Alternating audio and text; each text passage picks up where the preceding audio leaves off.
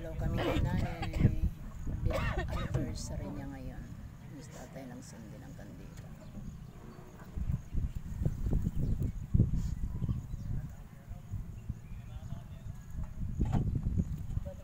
Si Roxa nakatalikod. Ako nakatayo lang.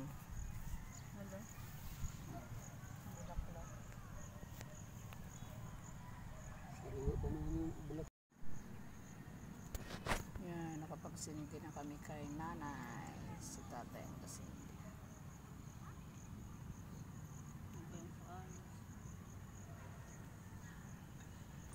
Pupunta raw sila, Rox. Kumukupas pala yung picture. Sobrang init kasi yan. Nakupas talaga yung picture kasi siyempre nainitan. Dapat pala dito na lang kasi Kay, yung may picture na ano, lapida. Yan ang mahal kasi. saan si Pugi? Punta ka kay tita mo din na. Karga ikaw. Yan na kay tita. Yan na. Love. Love yan ni tita. Oh. Ayan o si tita. Kahalikman lagi yan. doon eh, no?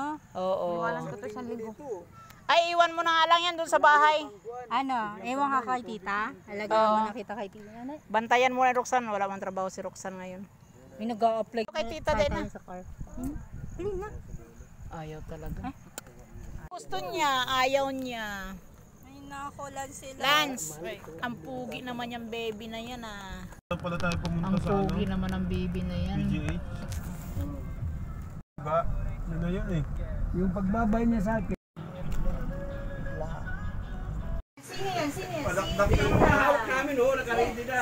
Handa yan ni nanay sa date anniversary niya. Pumunta si tita sa Naga. Yan. Pumunta si tita sa Boracay. Puan. Pumunta si Ito tita yung sa mga Siargao. Bisaya na mga. Nawala na yung sa Oh, kumain na kayo. Magsandok na kayo.